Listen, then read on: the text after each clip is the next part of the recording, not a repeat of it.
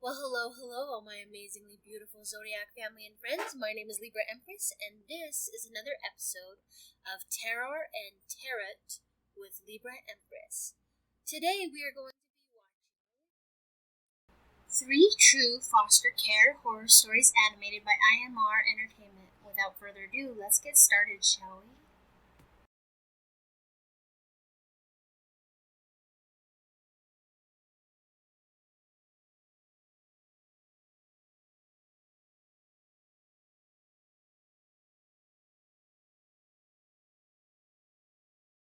My mother died from a drug overdose, and I never met my father.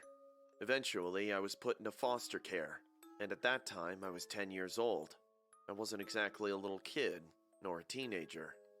I was extremely awkward, and being a girl child with no guardian to look after had perks of its own. The state put me into a foster home located on the outskirts of the city. The house belonged to a woman named Mona, who was in her late 40s. She ran the foster home with 5 kids, including me. Her boyfriend often came to visit her. I never quite liked the guy. He had a very rough face. There was a huge scar on his cheek, which signified he must have been in a horrible fight, because that was nothing but a knife scar. Anyways, Mona seemed fond of that guy. Whenever he came, she used to dress and make up a lot. They used to go out and return late at night. By the time they came back, we were all asleep. Among those kids, my only friend was my roommate Maria. Her mother left her on the road and she was put into foster care by an NGO. Every child who lived in that house had a tragic past to deal with. Mona was not a very affectionate person, but she never ill-treated any of us. She celebrated all of our birthdays on a particular day. This was probably her way of cutting the costs as much as possible. Our rooms were upstairs. Mona's bedroom was the biggest room in the house. She slept downstairs. I was playing with Maria in the backyard one day. She accidentally fell from the swing and hurt her leg. I went to call Mona and knocked on her bedroom door. As she opened I noticed multicolored wallpaper stuck on the walls of her entire room. There were flowers and butterflies printed on them. I stood in awe seeing the grandeur of the room.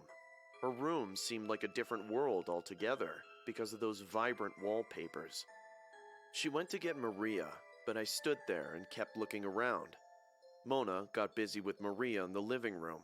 I was taking a close look at the wallpaper when suddenly a woman whispered in my ear, "Help me." I jumped back immediately out of shock. I looked around, but I was the only one standing in that room at the moment. I didn't understand. Was it all my imagination, or did I really hear a woman's voice? "Hello? Is there anybody here?" I said nervously. No reply came back, but I started to hear a whispering sound. I concentrated on the sound and figured out it was coming from the bedroom wall right in front of me. I got closer and placed my ear on the wall. "What are you doing?" I turned around and saw Mona standing there and looking at me with a surprised face. Nothing. I was just watching the wallpaper. You have a beautiful room, Mona," I said. "Well, thank you, sweetheart. Come on, let's go. It's time for lunch," she replied. Without wasting a single second more, I left the room with a very awkward face. I knew she saw me leaning on the wall and listening, like a crazy person. A few months passed. 2 kids got adopted, and it was only the 3 of us left in that house. Maria, a boy named Tony, and myself. Tony was younger than us, hence he always listened to us. One day, Mona was working in the kitchen when suddenly a leak took place under the kitchen sink. She called Marco for help. Marco came and started to check out the leak on the pipeline. I was sitting at the kitchen table and watching him work. "I think there's a screw that needs to be tightened." "Shoot, I don't have a wrench," Marco said. "I think there's one in the basement," Mona replied. None of the kids liked to go to the basement, as it was dark and dingy. But Mona was busy and Marco was working as well, so I volunteered. I switched on the basement light and slowly went down the stairs. The basement had a funky smell, probably because it had no window or vent, as such to let the air flow. On the right corner stood a wooden shelf. I saw the wrench sitting on the shelf. I walked to pick it up, just when I noticed a big trunk in the left corner. I thought that there might be toys or something exciting in there, but as I got closer to the trunk, I noticed it was sealed with a metal lock. There's nothing but junk in it. My eyes followed the voice, and I saw Marco coming down the stairs of the basement. Then why is it locked? I asked curiously. Marco watched me for a moment, and then walked to the shelf and picked up the wrench. Come on, let's go. We got what we were looking for, he said. I came out of the basement and he locked the door behind me. I'm not sure, but since that day I started to realize that there was something wrong with this place.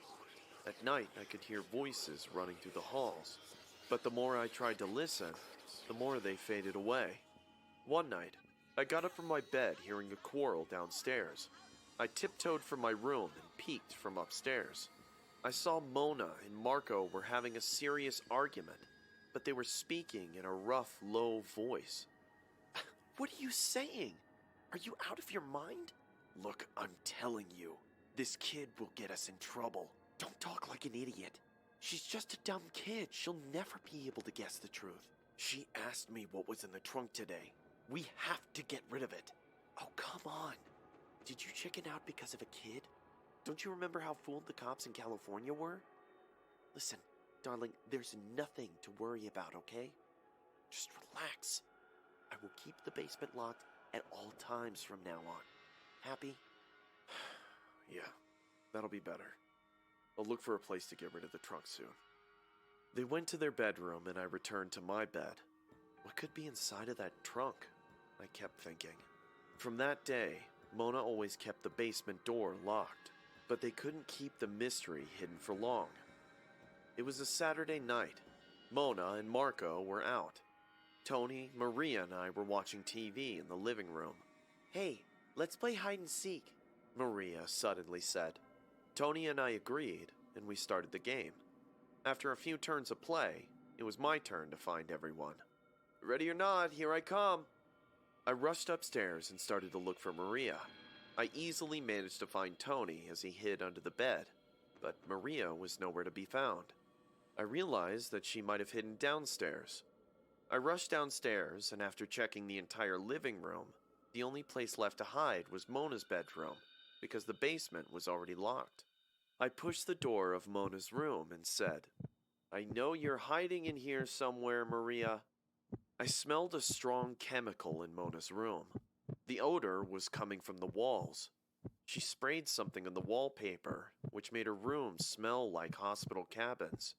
I walked close to the right wall and checked the vibrant wallpaper pasted on it.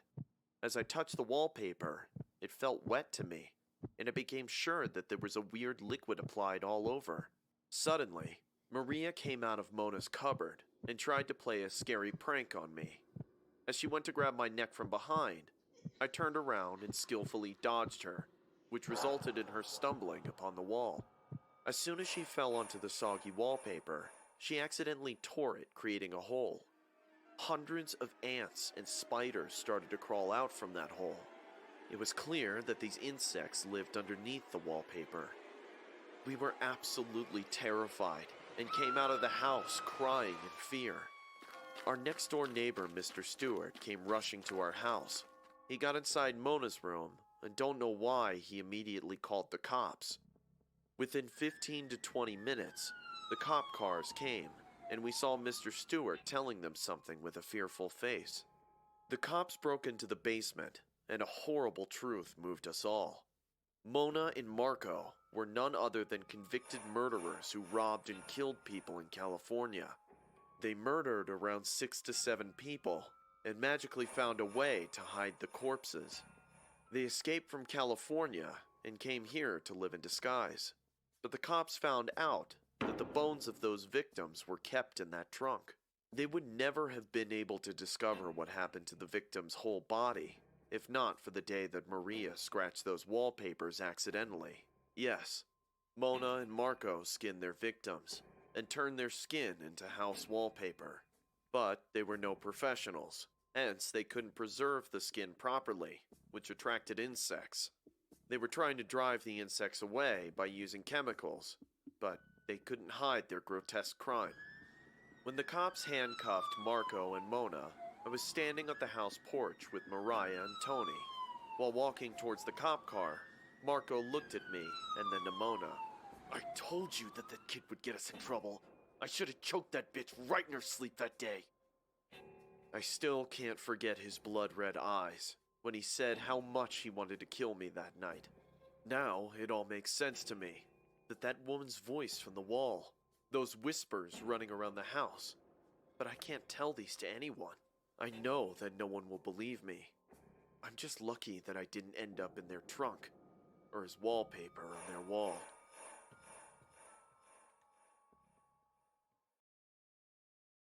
Before starting the story, I would suggest you guys to go subscribe to the channel. It turns out that most of you guys who watch me aren't actually subscribed. So, if you like the content and want to support the channel, go ahead and subscribe and hit the bell. It's free, and you can always change your mind later. I am a foster mom. I've been running this small foster home for 6 years now. I grew up as an orphan. Hence, I feel bad for every kid who is left to live without parental care. A friend of mine runs an NGO that helps these foster kids to get adopted to a loving, caring family at times. My name is Michelle, and this is a story of a new kid whom I just took under foster care. It was a Tuesday morning. I was making breakfast for my other kid, a 9-year-old girl who is also under my shelter. I was busy making pancakes when Jenny said from the other room, "Mommy, your phone is ringing. Someone's calling you." I realized I left my mobile in a hurry in the bedroom, so I ran to get it. I was late, hence the call got disconnected before I could pick up. When I returned, I saw Jenny was all dressed to leave for school and waiting for breakfast. I quickly served her the pancake. "Here you go, Jenny. I made your favorite." She smiled and started to eat them. 10 minutes later, her school bus arrived. I walked her to the bus and she waved me goodbye. I was about to enter when my phone rang again. This time, I rushed to pick it up. It was my friend Kate, who runs the NGO. "Hey, Kate, sorry I couldn't take your call earlier. Jenny just left for school." "No problem. Listen, there's a boy about to arrive in our NGO. He's 7 years old and unfortunately recently lost his parents in a plane crash. The boy has an uncle working overseas, so there's a chance he might go up for adoption. But until that happens, I want you to take care of him. I'll come by with the lawyer and other legal papers tomorrow, and also drop off the kid to your house. Is that okay?" "Oh, sure. Tomorrow evening I'm free." "Tomorrow evening it is then. See you." After the phone call, I went to buy some groceries for tomorrow's dinner. I felt emotional thinking about this poor little child who just lost his parents. I wanted to give him a warm welcome, so I decided to cook something nice. I bought some good quality meat, some fresh veggies, sweets, and chocolate.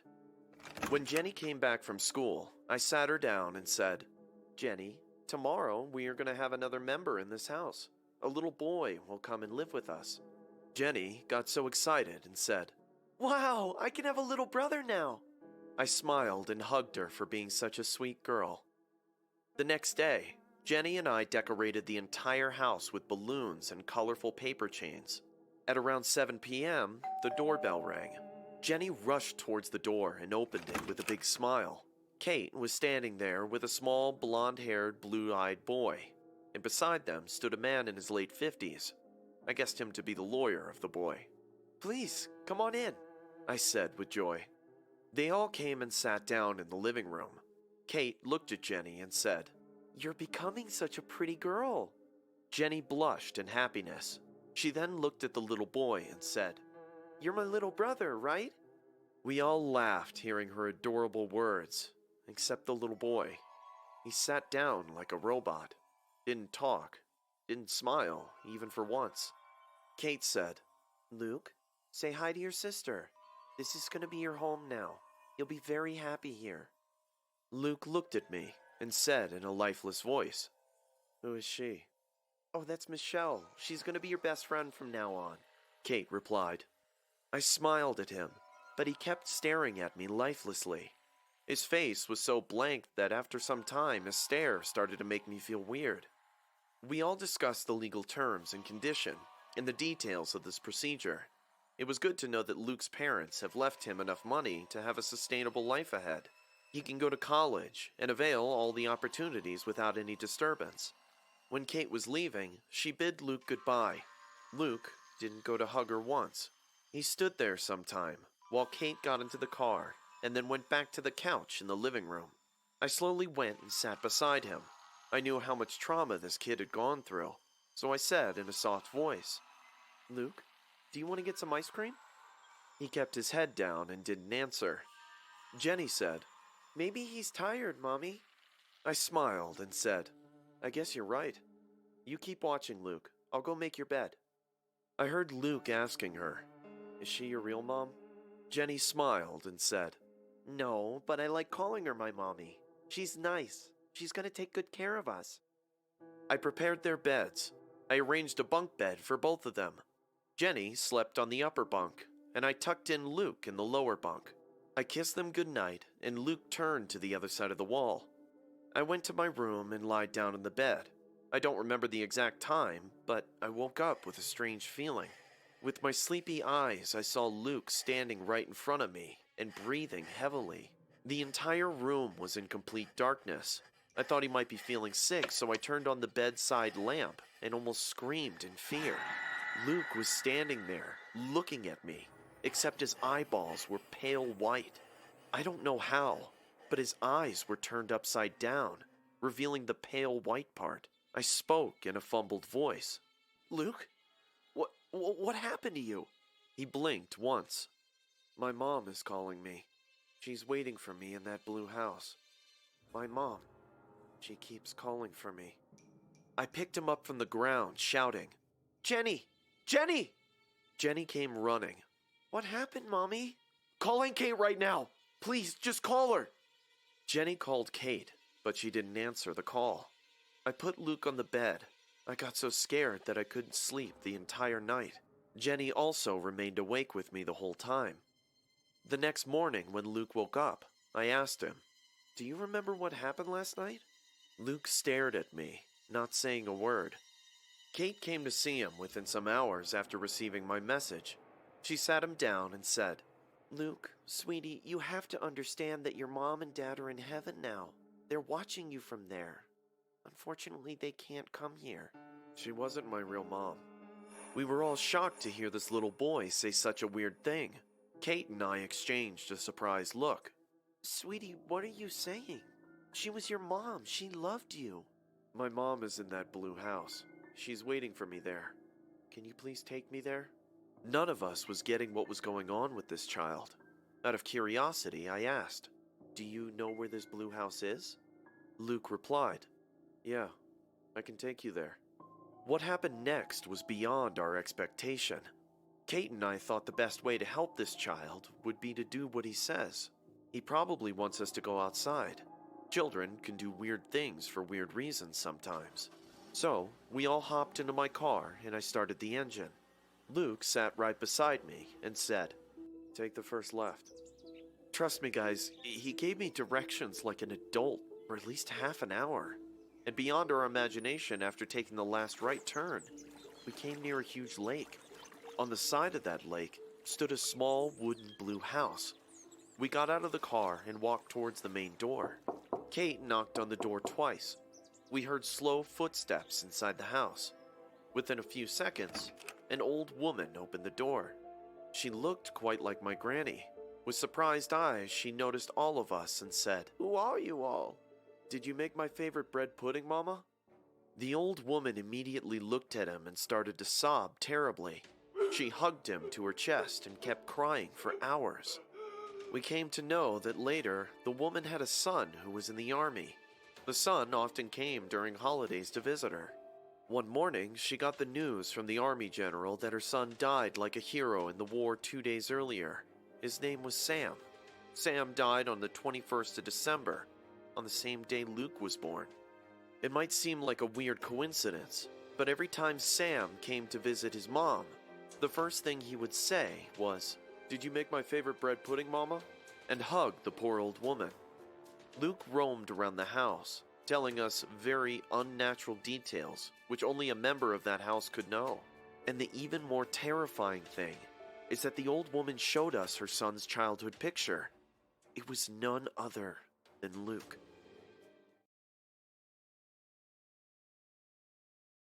When I was younger, I wanted kids more than anything else in the world.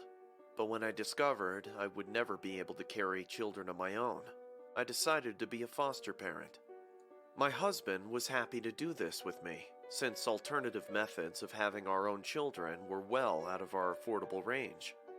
We fostered children for years, and though every child has had their own issues and challenges, I've loved them all. There was one child we took in that was different though. The last child we ever provided a temporary home for. Simon wasn't immediately different than the other children we had cared for, but there was always something off-putting about him. He was quiet, withdrawn almost. It wasn't uncommon for children who came from less fortunate situations, but I didn't have any solid information about his past. For some reason unknown to me, the organization wouldn't tell me anything about him other than his age and his name. I'm usually always given at least a minimal briefing on the child's past. I have to know what could trigger them. There are always topics to avoid, and different ways to be sensitive to different situations. With Simon, we had to go in blind. I was left to draw my own conclusions as to what horrors he might have seen.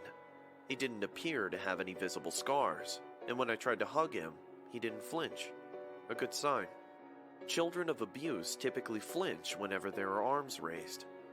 I had no interest in pressing him for where he came from. I figured as he got comfortable, he would open up to me. So I began the all-star treatment that I'd had success with in the past. We let him choose a color to paint his room and did it all together. I should have taken note of the color he jumped to right away, but I just wanted to make him happy. Giving him the power to make choices was one of the first steps to him feeling safe, and so we painted his room an obnoxious blood red. When I asked Simon what else he might like to decorate his room with, he thought on it for a long moment. I expected him to blurt out fire trucks or superheroes, but I had been wrong. Maybe some skulls, or fire, or how about both? This was the first excited thing I heard come out of his mouth, and truthfully, I was a bit disturbed. I laughed it off in the moment, thinking he had just been acting out, just one of the many red flags that I would ignore during his stay. This was the point I decided to try to ask Simon about his past. I figured I might try asking if he had been to certain places as a way to ease into asking where he had lived before. But before I could get much out, he seemed to sense my unease. "Are you scared of me, Mommy? All of my mommies are scared of me." He smirked. "All of your mommies? Of course not, sweetheart. Why would you say that?" I tried to keep a smooth expression, despite my concern at his statement. "Don't worry, Mommy. You'll be scared soon." He stared at me blankly for a long moment, and then started laughing hysterically. After that comment, Simon refused to say anything else on the topic. I asked him why his mommies were scared of him, and he was silent. As you could probably guess, I was confused and slightly worried by this, but the organization hadn't given me anyone to contact. I'd only seen his social worker when he arrived, but they hadn't given me her contact number, and I'd never met her before that day. One day, I was working in the garden. Simon was running around. "Simon, slow down," I said in a loud voice. He looked at me and started to run towards me, making a very weird face. I just stood there and watched him coming towards me. I was feeling uncomfortable, but I didn't move, thinking that he was just trying to play with me. He came very close to me and gestured his hands in a stabbing motion. I said, "What are you trying to do?"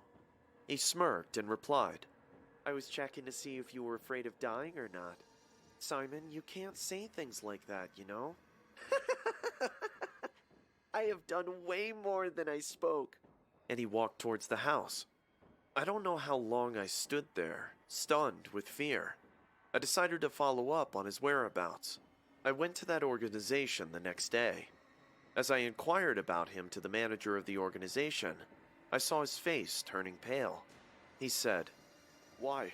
Did he try to hurt anyone?" I was utterly shocked to hear such a statement, because why would someone say something about a little child for no reason? I looked at the man with a very angry face and almost screamed, saying, "Will anyone tell me what the hell is wrong with this child?" The man then said Simon was adopted by 2 other families, and each family suffered mysterious accidents resulting to the death of child, and don't know why those parents claim Simon was involved in those accidents some way. The general manager looked at me and said, "Ma'am, we're trying to contact his real parents. You will be the first to be informed once we've dug out any single information on him. Till then, watch him and be careful." His last words, "be careful," ran a shiver down my spine. I got into the car and drove home. The moment I stepped inside the house, I received the shock of my life. Simon was sitting on the floor, holding my other foster child, Carrie, by her neck. He placed a sharp knife on her neck and stared at me with hatred and disgust. "Simon, what are you doing? This is dangerous. Let her go." Carrie kept sobbing out of fear. I walked closer to him, just when, "Don't try and come closer, or I'll cut her open." Words like that coming from a child is definitely not something one is used to hearing. I realized that the only way to stop him from doing something crazy is to calm him down with my words. "Baby, let her go. Mommy is here to take care of you. You don't want to do this, Simon." "Really? If you wanted to take care of me, then why did you go back to the organization? Carrie told me you went there to find my real parents. I don't want my real parents. I don't have any real parents. They are all dead." My body was numb in fear. "What are you saying, Simon? What happened to your parents?" "I burned the house down while they slept. I still recall their screams and cherish those memories."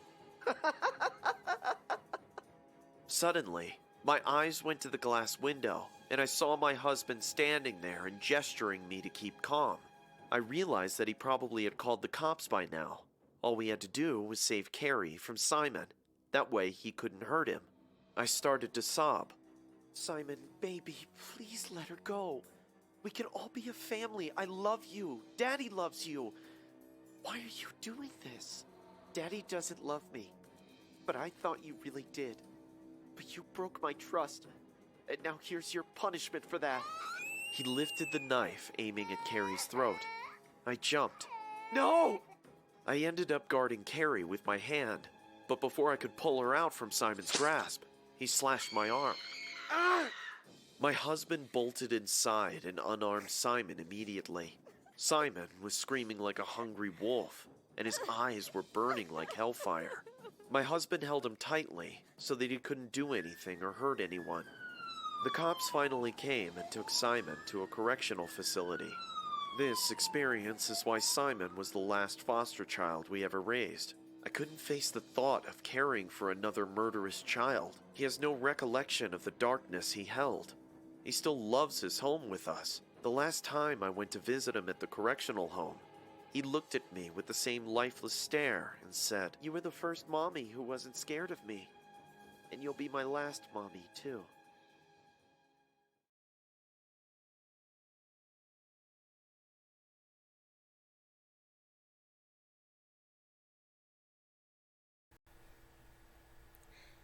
Alright, that was 3 true foster care horror stories animated by IMR Entertainment. Now, while we were watching that, I pulled 5 cards from the dead spread, and this is what I got. Tonight, the person who passed that we're connecting to was someone who was a hoarder, alright? They were a hoarder. Had a hard time mentally releasing the objects around them. Hoarding gave them a sense of control in an environment that they felt helpless in. Looking back on their life, there was a lot of toxic situations. A lesson they would like to share is be careful of what you say. Nothing is as it seems. There is so much more going on unseen. Something they wish they'd paid more attention to was branching out, having the confidence to become an entrepreneur. A message that they would like to share is your destiny is so much more than you realize. Alright. Thank you so much for listening to me. My name is Libra Empress. Please don't forget to hit like, subscribe, and share, and I will see you for next week's terror and tarot with me, Libra Empress. I love you all. Bye-bye.